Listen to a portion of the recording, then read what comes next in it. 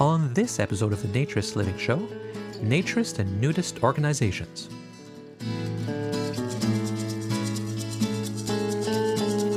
This episode of the Naturist Living Show is brought to you by Bear Oaks Family Naturist Park. At Bear Oaks, we offer traditional naturist values in a modern setting. Free your body, free your mind. www.bearoaks.ca.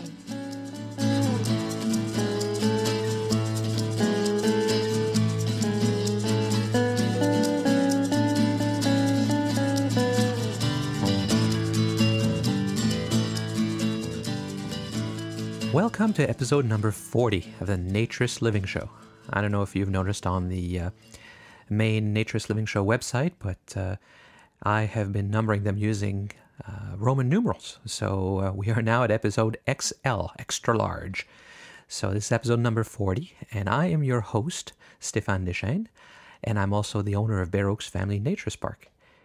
And before we get started today, I wanted to add a little bit to what we discussed in the last episode in 39 about youth and naturism. I found a survey of American naturists or nudists, and it says that only 12.6% of those members are ages 20 to 29. That means 87%, 87.4% to be specific, are over the age, are 30 and above. And the biggest group in this survey is ages 40 to 49, 30.7%. So, the big majority are not youth. And so that certainly seems to be consistent with the issues that people are discussing about the lack of youth in naturism.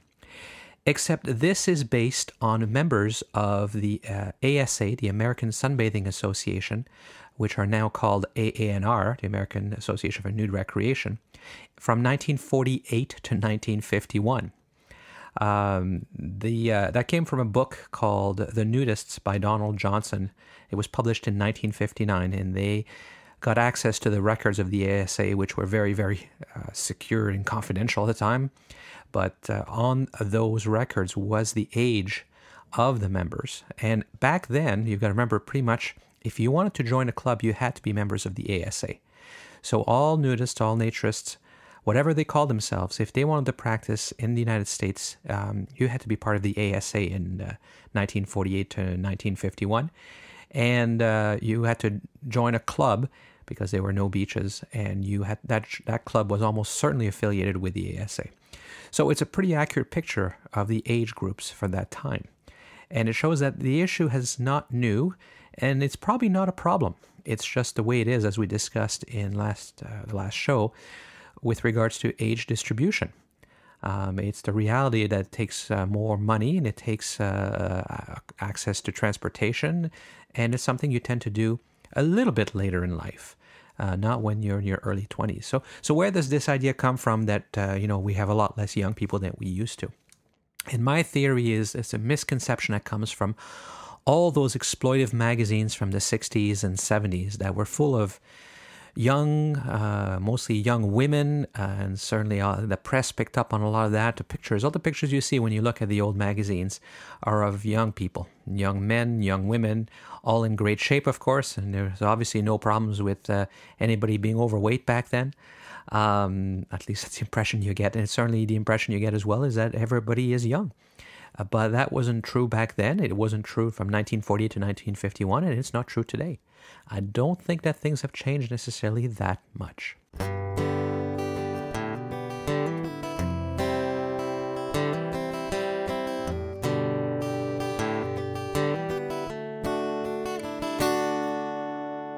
The definition of naturism, as stated by the International Naturist Federation, and it is a sort of definition of nudism as well, as defined in the United States and North America, is that naturism is a way of life in harmony with nature, characterized by the practice of communal nudity, with the intention of encouraging respect for oneself, respect for others, and for the environment. And that was adopted by the International Naturist Federation at its 1974 Congress. And that's fairly well known. You see this definition quoted all over the place. Often instead of naturism, it says nudism, or it'll say naturism and nudism in the USA in brackets.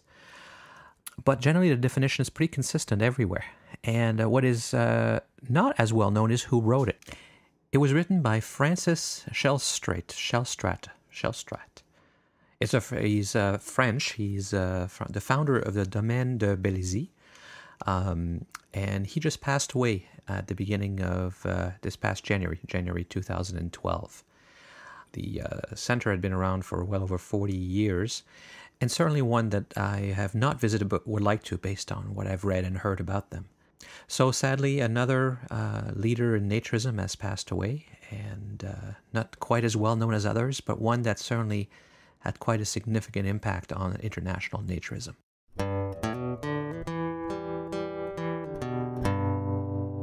So on the topic of associations, there are many naturist associations and organizations out there that help promote naturism, that represent our interests.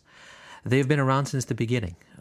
Internationally, worldwide, there's the International Naturist Federation, the INF, and that goes back to 1929, June 8th and 9th specifically of 1929, when they held their first international nudist congress or conference in Europe. It was mostly European countries, of course, because that was certainly the start and the hotbed of naturism back then. And it wasn't an official organization, but all of these groups got together to try to form something, and that was the beginning. There were country organizations, and around that time in North America, there was even organizations starting. So why are they important?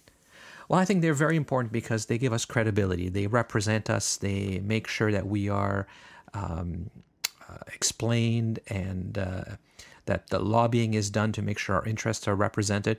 Particularly important in naturism, where most naturists aren't willing to speak up, where most naturists or nudists are secretive and quiet about what they do. And so somebody has to speak up and say that we exist, and say that we are good folks, that what we do is actually very healthy and wholesome and good for society in general, if everybody would adopt naturist values the way we do. So I want to encourage all of you to join one. I don't care which one it is. It really doesn't matter. And at Bare Oaks, we offer a discount to anybody who belongs to any organization. So you can be Canadian and belong to the British Naturism or the Australian Federation. It doesn't make any difference. As long as you belong to some organization that promotes and supports the values of naturism or nudism, we will give you a discount. Why? Well, certainly that's money that basically comes out of our pocket, but because I think it's that important. I think you have to support the organizations that represent us.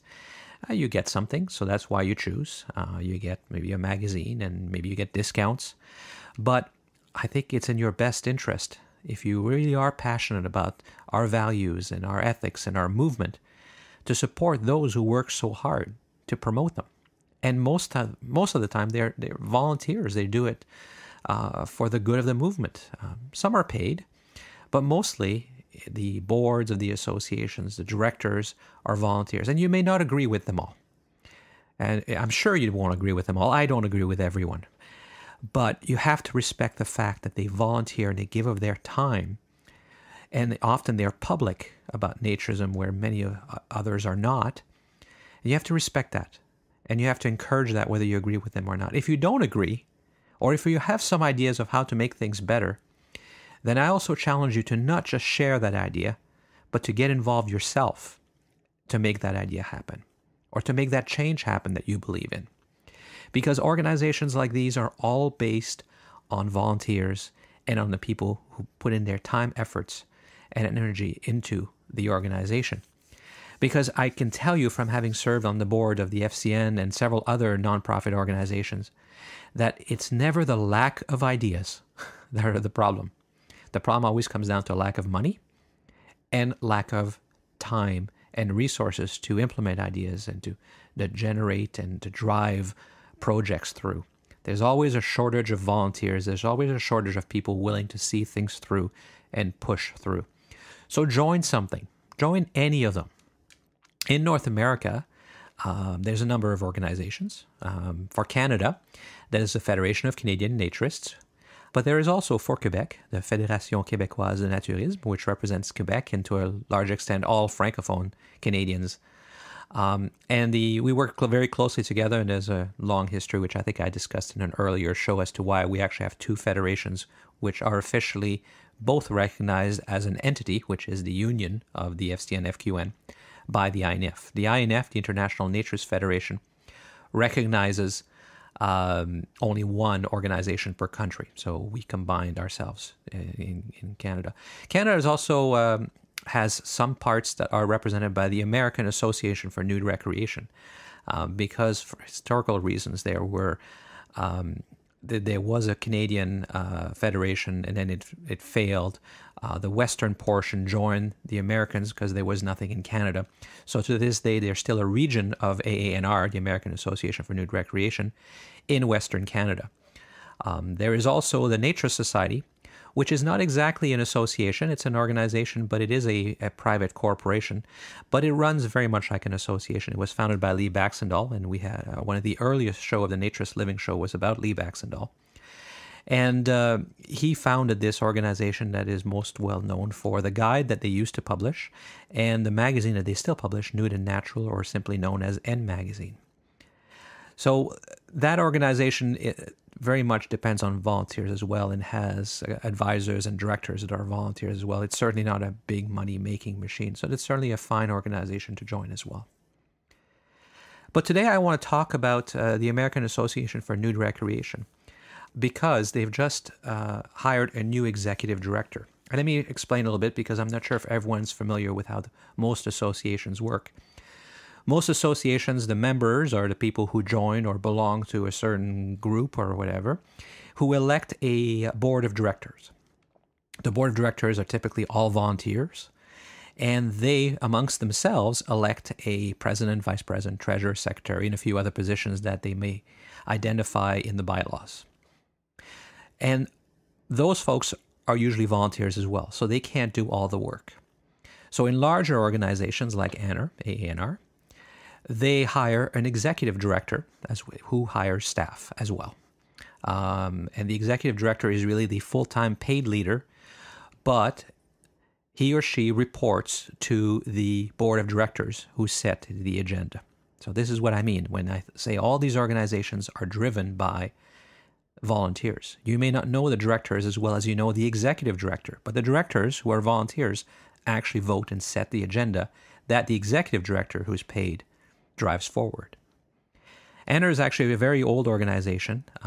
It has its history. It goes back to around 1929 when Kurt Barthel formed the American League for Physical Culture, which led to Ilse Boone, also known as Uncle Danny, in forming the International Nudist Conference, which, despite its name, was really just an American-based organization. And around 1933 or so, it became the ASA, the American Sunbathing Association. And there was lots of politics and infighting, as usual, over the years. But it still continued to operate, and still does today, although in 1995, it changed its name to the American Association for Nude Recreation. The former director was Eric Shutoff. And Eric was a great guy. He was a lawyer. He had a lot of experience in government relations, and he was the executive director for 13 years. But he decided that was enough, and that he wanted to move on. He has a family and some lovely young children. And I've met him and talked to him many times in the past, so I certainly understand that after 13 years, it can be time for a change. And so it is certainly understandable that after 13 years, it might be time for anybody to have a change in what they're doing. And so he decided to go back to the private sector. And so we certainly wish him well. He did a lot of good things in AANR while he was there. But the new executive director just came in January. His name is Jim Smock. Jim is a Michigan native, so he's closer to Canada in a lot of ways than he is to most of the United States. Probably understands Canada very well.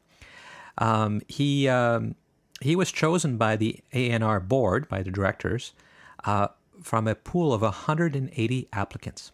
And like Eric Shutoff, he's a law school graduate, and he's got a lot of background and expertise in government affairs. So I was down at Cypress Cove. I stayed at Cypress Cove in January for a conference.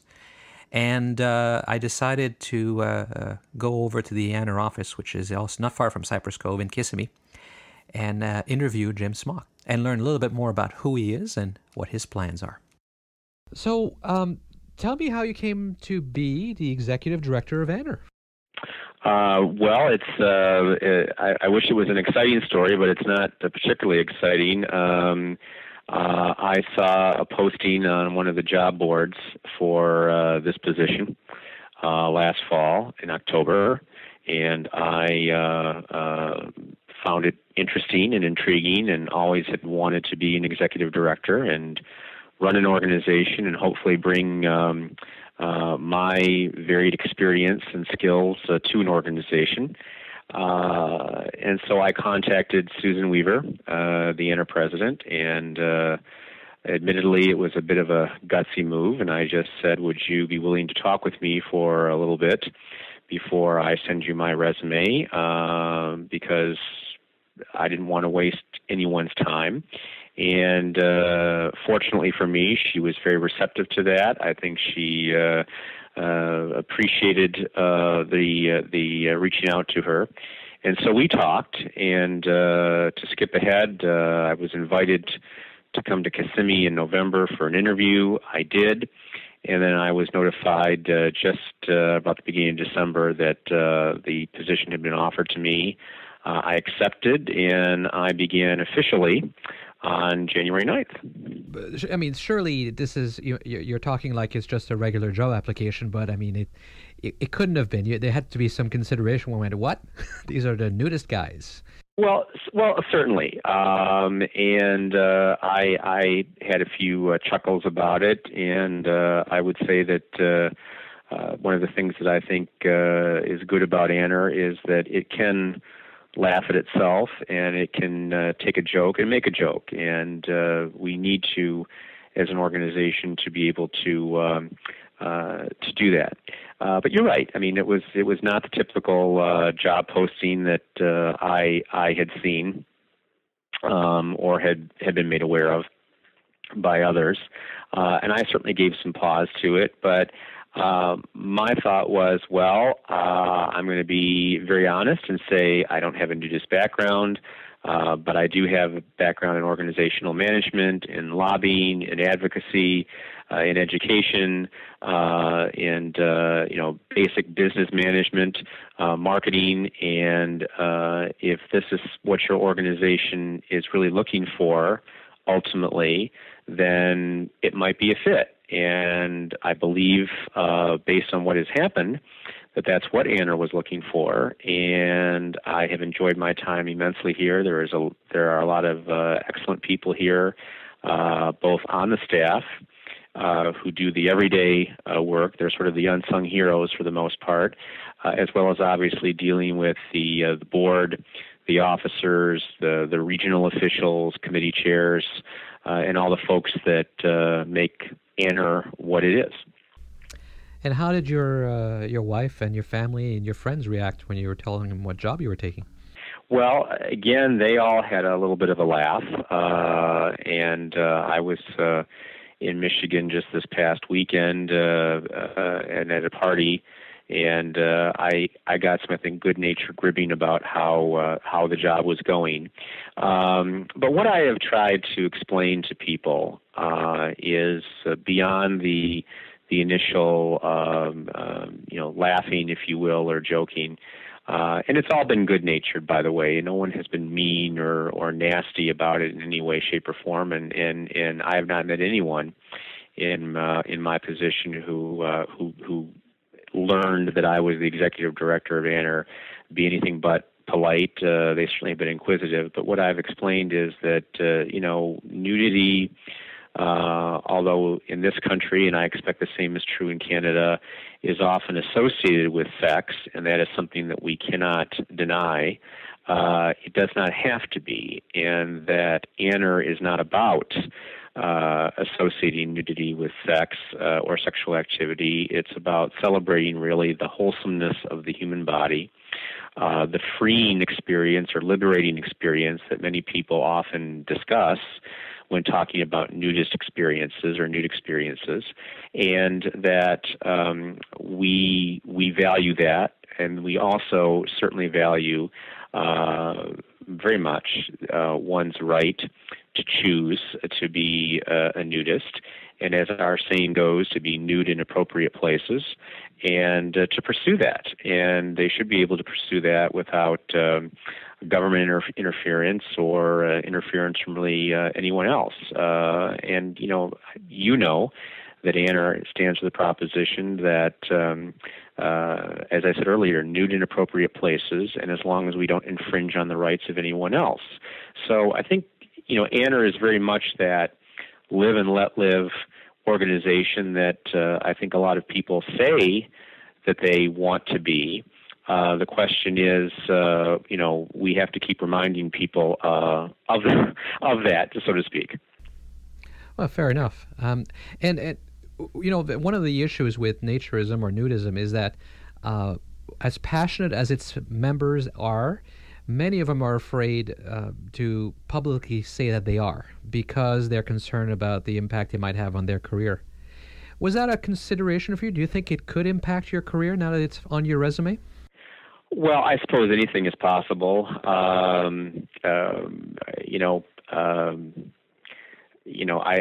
was discussing careers and career choices with a friend the other day, and in the world in which we live today, almost any position that one person has held in the past could offend or bother someone in the future. I'm not worried about that. I'm working for a great organization.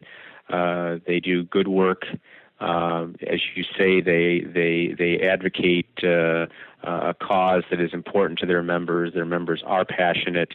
I think it's important to let people know that most of the people who make up official AANR, the officers, the board members, the regional officials, committee chairs, they are all volunteers. And yes, we reimburse them for expenses, but there's no way that we can possibly reimburse them for their time and their effort and the long hours that they devote to AANR that go beyond any expense report that they may turn in. And so I think that's important for people to understand about AANR, and that we are not unique in that respect. Many organizations rely very heavily on volunteer boards, volunteer officers, volunteer committees, and so we are no different in that respect. So, speaking of passionate nudists, you were not one of them. I don't know if you are yet. I'm sure I'm not the first person to ask, do you think you can do the job even though you don't have the experience? I do, and I say that not out of conceit, but I think just having been here now almost 2 months and observing what I think AANR needs, and maybe more importantly, what I think I can help bring to AANR. Yes, I think I can do the job without having a nudist background. In the end, AANR, and I'm not by any means diminishing the passion, the cause, the advocacy, any of those things. But AANR is a business, and AANR needs to generate revenue so that we can promote social nudity, that we can help promote the beaches, the clubs, the campgrounds, the public lands, all of the places that we feel or where we feel that people should be able to choose to be nude, if indeed that is their choice. It does take money to do that. And so AANR has to generate revenue. We have to, obviously, like any organization, including your club, I'm sure, minimize expense and be very careful with its dollars. And so what I can bring to AANR is that business background. Doesn't mean that we run strictly by the numbers. I don't believe in that.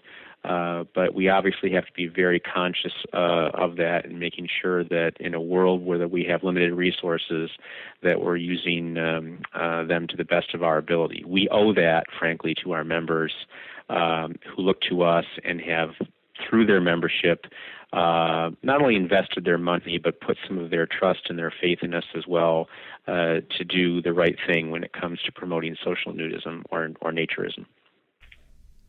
So in AANR, as in all organization, I understand, of course, that the board sets the direction, and the board is made up of volunteer directors. But as the leader, the only full-time leader of the organization, you will obviously have an impact in giving them some suggestions and recommendations and setting some of the direction.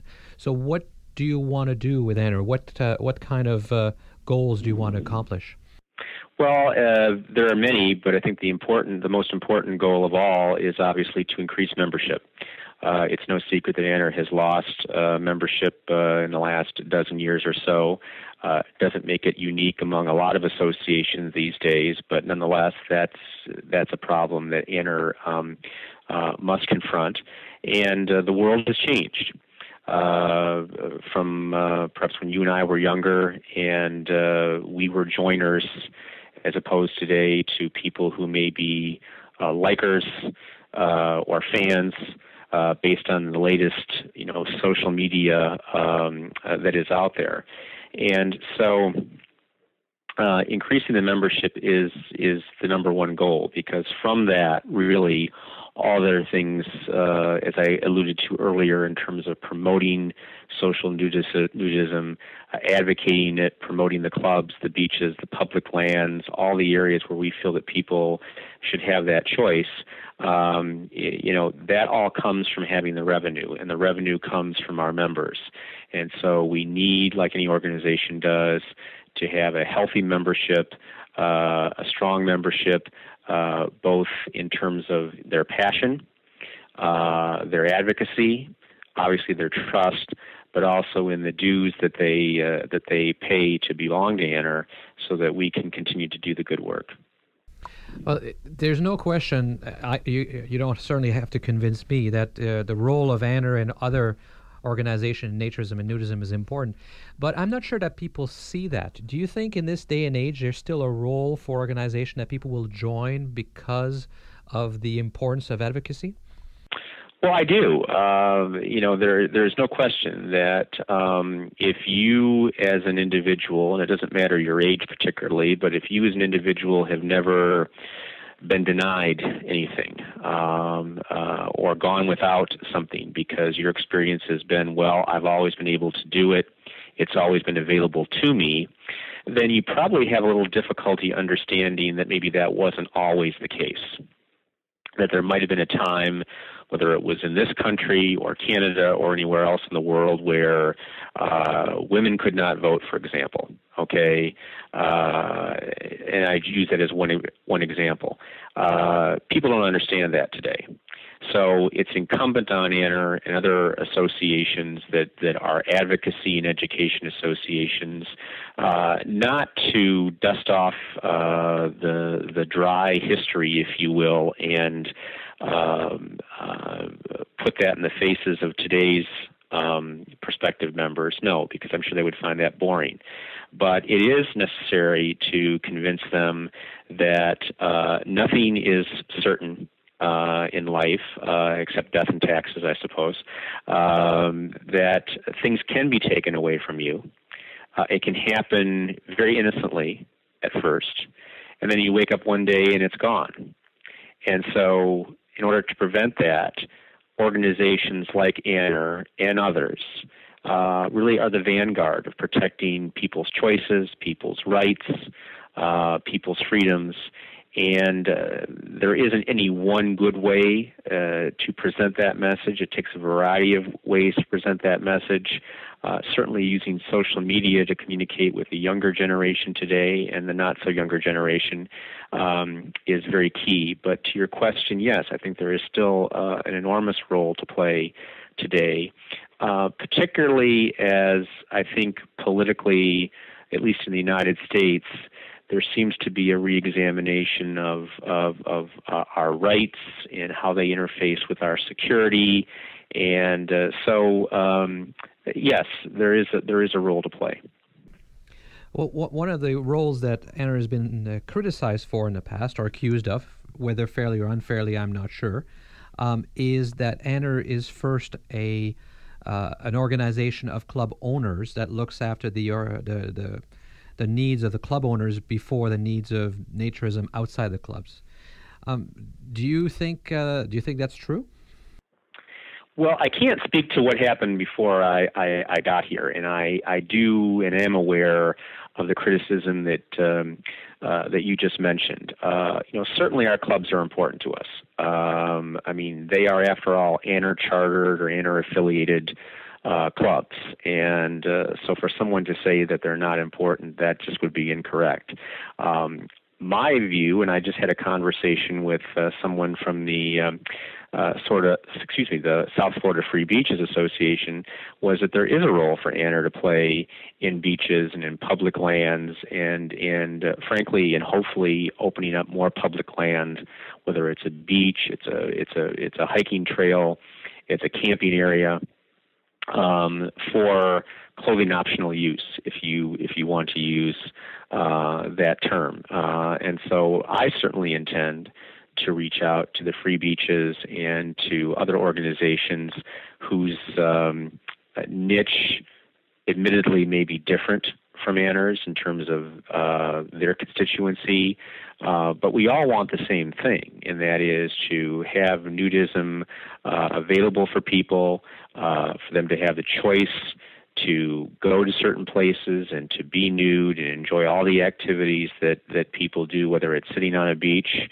whether it's being at a club, whether it's at a campground, whether it's frankly skinny dipping in your backyard. All of that is important to AANR, and I'm going to continue, and I will certainly in my time here work with all the organizations that want to promote the same thing. I don't think it hurts to have some division and debate on the sideline, but once we take the field, we all have to have the same goal in mind, and I do believe that all of the organization, the AANR being one, have that same goal in mind.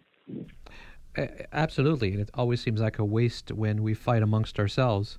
And on that topic, there are two other organizations in North America, the Naturist Society, which is not an association but kind of acts like one in many ways, and the Federation of Canadian Naturists, which is just for Canada, but AANR has a region that is also in Canada. How do you see AANR's relationship with those other organizations? Well, I hope it's a cooperative one. I certainly want to make it a cooperative relationship, and I understand, as you had mentioned or alluded to in your previous question, that there has been maybe some tension or friction or a differing of views over the years, and I don't necessarily think that's an inherently bad thing.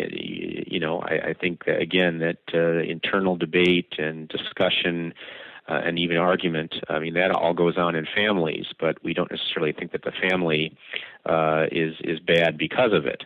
And so we need to keep that in mind, that we really are a family in the sense that our goals are the same. We want the same things. We want the best for those constituents that we serve, even though they may be different constituents, that they all want to enjoy the rights and the choices that people from long ago worked very hard to establish. So, my attitude certainly is to work with them and to work with others in advancing the goals and the causes of social nudism. I am not letting whatever may have, and I stress may have taken place in the past, cloud my judgment. I've talked with a number of different organizations, and the conversations I've had, at least, have all been cordial, have been pleasant, have been professional, and I certainly am going to work to continue to make sure that that continues. That's good. We've had also some issues in the factoring of naturism, in that some clubs kind of go to the dark side. Looking at Caliente, for example. Yes.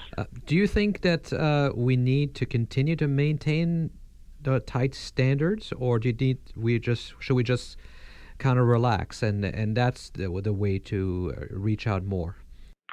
Well, a couple of points. I mean, first of all, I think we should obviously maintain our standards, and that is difficult because the world around this organization changes.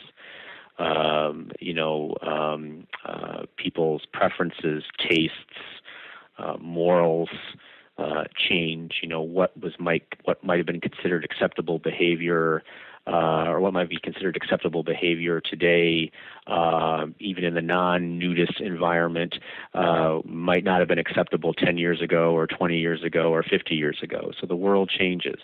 And obviously every organization must be aware of those changes and be open to changes. But in every organization, I hope, and certainly in this organization, there is a core belief, a core set of values that from which we do not deviate. Because if we deviate from them, then we no longer really are true to ourselves.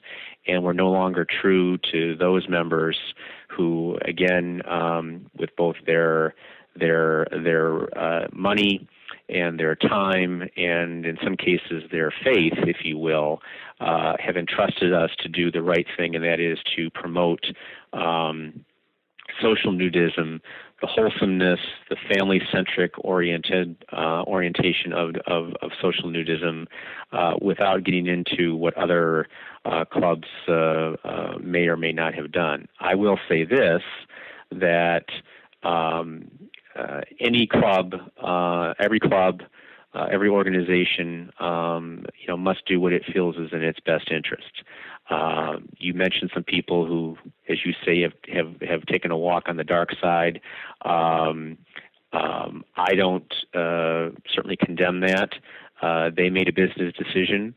It may prove a good one. It may prove a bad one. But I know that AANR certainly is going to adhere to our core beliefs and principles, because if we don't, then we are not who we say we are. That's fair enough. So what do you think is the future of nudism and naturism? Are we looking at a slow decline, or sort of maintaining where we are, or is there the potential for growth? Well, certainly surveys have been done in the United States, at least, that would indicate that there are about 52 million Americans who certainly have expressed some interest in what we would call a nacation. Obviously, the combination of the word naked and vacation. So I think there is certainly plenty of fertile ground out there to attend to. How we do it remains the question. How receptive people will become remains the question. But I certainly think there are the opportunities to grow social nudism. I've heard, and I mentioned this earlier, that people talk about it being a liberating experience, a freeing of the mind. We're so bombarded today with information, whether it's from our phones, our laptops, our iPads, our Kindles, etc. And sometimes we really do want to get away from all of it. But even when we try to get away, we still attach ourselves to these things. Well, as I've said to people, one of the great things about social nudism or taking a vacation is there literally is no place to put a smartphone or an iPad or a Kindle on your person. Okay, so you have to leave those someplace behind, and it's just you, whether you're sitting on a beach or on a pool or enjoying, the woods, which I understand are beautiful up in your part of the world, any time of the year. You are able to find that, and I think that is a great sell for people who feel overburdened, overstimulated, so much information coming in that they can't almost begin to filter what's important and what's not important. When you're at a naturist resort or you're sitting on a nude beach, you, as I said, literally you don't have the options to have all of this stuff, if you will, with you, and you can focus on just freeing your mind, relaxing your mind, letting your mind wander, which maybe people don't do enough of these days. And so I think those are very powerful selling points for a population that feels sometimes beaten down by technology.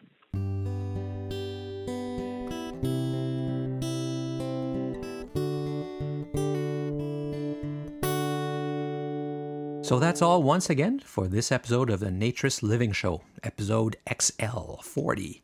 Thank you for listening. Again, my name is Stéphane Deschênes, and I'm your host for this podcast and the owner of Bear Oaks Family Naturist Park. And I appreciate all the comments you keep sending, so please keep sending notes and comments and letting me know how things are going. The show's email address is naturistliving@bearoaks.ca. That's B-A-R-E, of course, bearoaks.ca, because we're in Canada. And all the items that I'm talking about, all the things that I mentioned, you'll find those links at the show website. And the show website is located at naturistliving.bearoaks.ca. Again, B-A-R-E.ca.